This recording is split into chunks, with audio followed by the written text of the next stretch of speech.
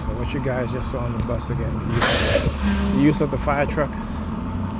Alright, again, and why did they bring out the fire truck? Because again, sending me subliminal message that trying to use the police to intimidate me into staying by Pam, and to engage in to have her engage in targeting. So I was talking about how at times she'll come in the house. She came in the house and get parking, and as soon as she came into the apartment, they started using the police sirens. Right. So now she starts to do what she would do when they use her to target me, which is to whenever I get up, so she will come out of the kitchen. She'll start, walking in front of me. She has on her uniform, her blue uniform. Again, using the color blue. All right. And when I walk by the kitchen, she's in the kitchen. She'll turn around, look out the window. Again, and then as she's doing it, they use the police sirens. All right. So being that they can't get me to try to intimidate me into staying and to do what she wanted me to do, which is to spend the night, help out in the morning. See the red vehicle, right? Why? Because the silver. I understand their pattern and what it is that they do. The silver car driving by, so he makes the U-turn in the red car. But anyway, right, they try to get me to stay, and again. Now, I understand it's your birthday. You went out Saturday, you went out last night, and you're going out again on your birthday, right? So if you know you was doing all of that, and again, but I didn't know, see how it goes with her? So she'll tell me the day before, and then come and ask me to come and cook for the kids? No. If you know you were going out for your birthday, like I said to you, I said, season the meat, I'll cook it. You didn't do that. So I said, did you even take the meat out the fridge this morning so you can finish thawing out? No, but she wants to blame me because I put the meat back in the fridge Monday because she left it out all day, and she came home and she went to sleep, and I wasn't going to leave and have the meat out because it's been there all day. Now, it was semi thawed out, right? But it wasn't fully. And if I had left it out and it got spoiled, then she would have blamed me regardless. So again, with her, when it comes to me, damned if I do, damned if I don't. So like I said, I don't even bother, but I do confront her on these things and I'll let her know what the facts are. Okay? So again, I could tell she was upset that I said no. So what she starts doing now is, she'll stand up in an area where I have to, when I walk past her, I will have to, brush against her. And I keep telling her all the time, I said, look, me and you, we got two big butts. You cannot be standing there, while I'm passing by. But she would do it purposely. Right? And again, she would do it purposely to test me out to see, if I'll become affectionate towards her and stuff like that. It's how she tried to manipulate me and try to condition me. But it doesn't work. I keep telling her all the time, I know what you're doing. All right? There's nothing I don't know. I know what it is that you're doing. Okay, and I tell her this all the time, But like they got her thinking that she can manipulate me, whatever. And I'm like, listen, I do it because I love my kids, and I do it because I care for you. I'm not gonna lie about that. I care for her, but I am not going to be used and abused because she's part of this cult. Okay. And, like I said, you keep listening to this subliminal message, and how's that working out for you? I said to her, they don't want you to think, they want you to believe, right? So when you listen to those subliminal messages they're sending you, it's for your destruction. It's to entrap you. It's to keep you under their control, right? So they can use you whenever they send a honey trap your way, is to use and abuse you. I said, you don't think about your health, you don't think about your children's health, their well-being, you just think about yourself, and that's it.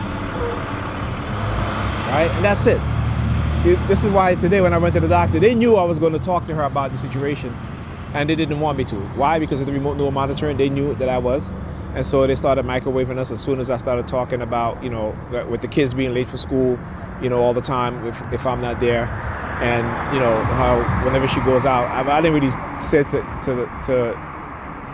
my cousin that whenever she goes out, she comes back, the kids will always end up being sick afterwards.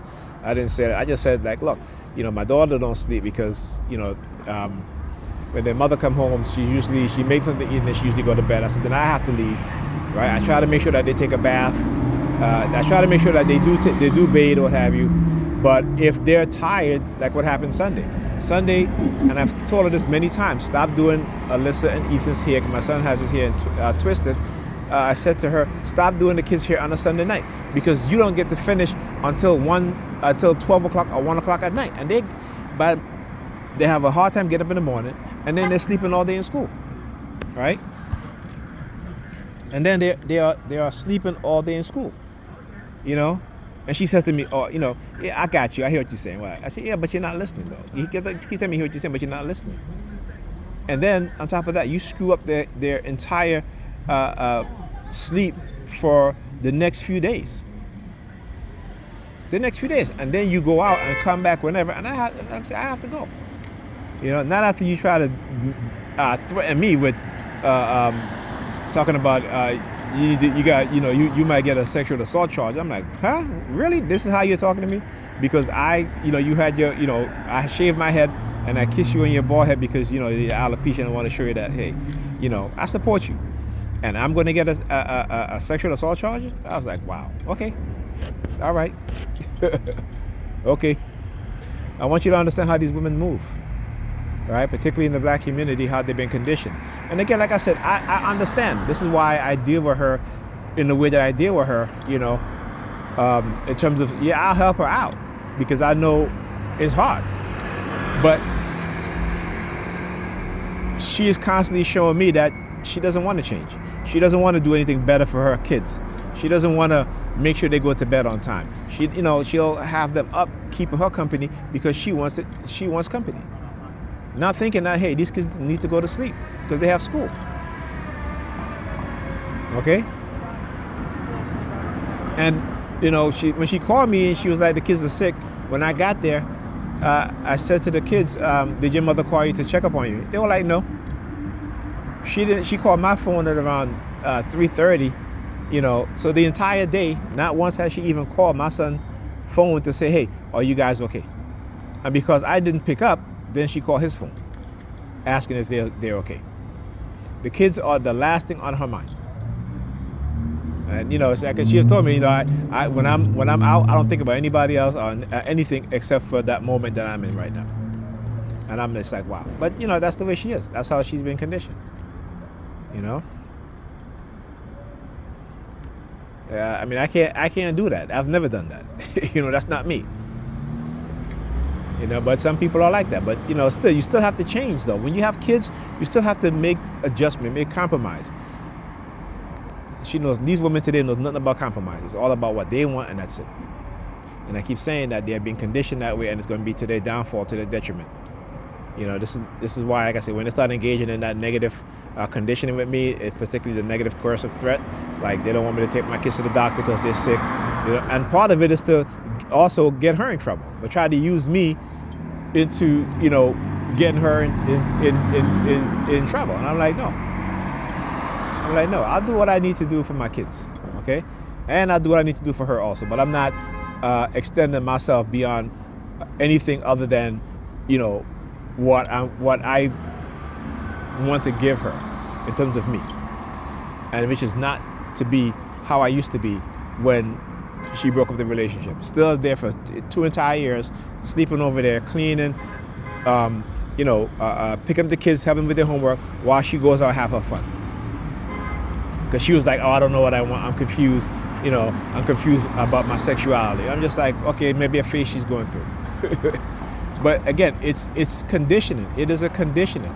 And I told her, so you need to be very careful out there. They got honey traps, male and female. Okay? And because you want to be you want to, look at this shit. Look at this shit.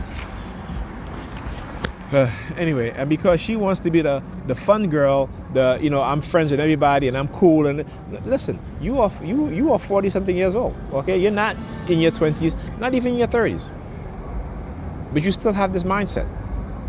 And the fact that you have kids, and when I do you a favor of, even when she was going out with males, I said, okay, fine, whatever. You know what I'm saying? But I realized that I said to myself, never again. And I tell my son this, my sons, as you know, my oldest son, never again. If a chick break up with you, or you break up with her, that's it. Leave. If you have kids, it might be a complicated situation, but if you have kids together, do not extend yourself to her. Okay? Extend yourself for your kids, and that's it.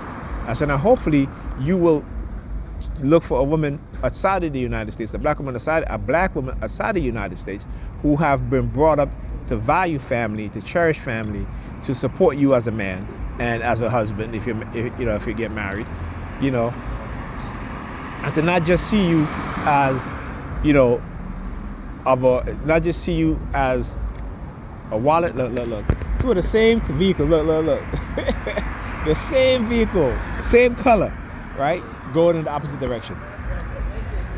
Again, that navy blue, right? You guys see that? Those were the exact same vehicle, right? I mean, same model, same year, same color. Look, going this way, going the opposite way where Pam, I had to take the bus to go to Pam, and then when I take the bus back over here, right? Their subliminal threats are just something else. But I love studying it. I love exposing it because it shows, again, what it is that they do, right? And first of all, you are not going to control me and thinking that I am going to have anyone act toxic towards me, mistreat me, right? Lie, okay? And I'm supposed to be yes. No, I've never been a yes man, never will be. And you'll see the Texas plate here, right? Again, because our parents live in Texas, so it's always a threat. There's having the threat of, oh, she's gonna send the kids to Texas and blah blah blah. Like, please, okay? She's gonna need my permission. And there you go, same other vehicle again, same car, same vehicles, same behind the middle of the two red cars right there. You see how they operate? See how the stops work? So they have the blue car and they have the two red cars. They're the same, those same two vehicles that, come in opposite direction and then turn in a different direction. It's the same model and the same color as that blue car in between those two red cars. So I want you to understand how to use colors. Now, what does that mean? Doesn't mean anything, okay? Again, blues are, blue has a negative connotation to it as well as a positive connotation to it. So, like I said, I've retrained my mind to only think about the positive connotations or the positive association, right? So again, they've used the power of association negatively in neurolinguistic programming to emotionally manipulate me, and I've retrained my mind to use it in a positive manner so that they cannot manipulate me and control my emotions as they once used to. All right, so anyhow, yeah, I'm not going to do that. Like I said, I'm not going to do that. They have her thinking that I'm supposed to be reading her mind, and I'm supposed to, because again, making them believe that it's God, right? But it's not God. It's the United States military, it's security agencies, it's particularly DARPA, the CIA, the FBI using mind control technology, right? And they're way more advanced than what you think that they are, right? So all that stuff that you see on YouTube or on the news about AI, the military is far more advanced than that, and they use us as test subjects in order to develop AIs. Okay? So when I talk about things that were happening in real time with the AI, whenever I'm in the house, sometimes they target me, remote monitoring. If I touch anything that's silver or like silverware, or anything that's the color green, particular colors, right? They will, and particularly also how I hold it, right? They will engage in noise campaign, either car honking or police sirens outside, and also the projection of sound, right? Like spitting sound, coughing, chirping sound, whistling, right? Or even I talk about the hunger theme. I've recorded that also on some of my videos, a few of them, quite a few of them too, when they would do it heavily, right? Quite a few of them, and so it just goes to show you exactly what it is that they do, right? And I'm going to expose it. And like I said, I'm ready for this fight, so they can whenever they want to come, let them come. I'm ready, because I'll tell you what, they're not going to be the victor. All right, they're certainly not going to be the victor. These people operating in a criminal organization, and because they think that they are in law enforcement, that they can get away with it. And no, you're not. No, you're not going to get away with it. Okay? And the fact that you're trying to coerce me or trying to threaten me because what you've done has caused me psychological harm, I mean, come on, get the fuck out of here.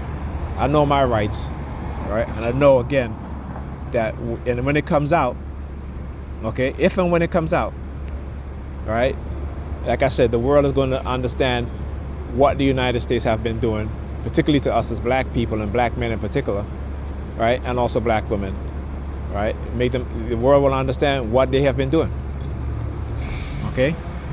And so if you think you're going to be victorious, yeah, you can keep dreaming.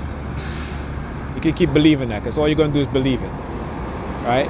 Because you can't run from the truth and the facts, and there are laws to protect people, right? There are human rights laws that the United States would trot as being the beacon of morality and the beacon of respect for people's human rights and human rights, right? And also the constitutional rights for people. But we know that's hear the police, hear them, because now I'm talking about my rights. So now they're gonna come out there. Whoop, whoop, whoop. Yes, I do have rights.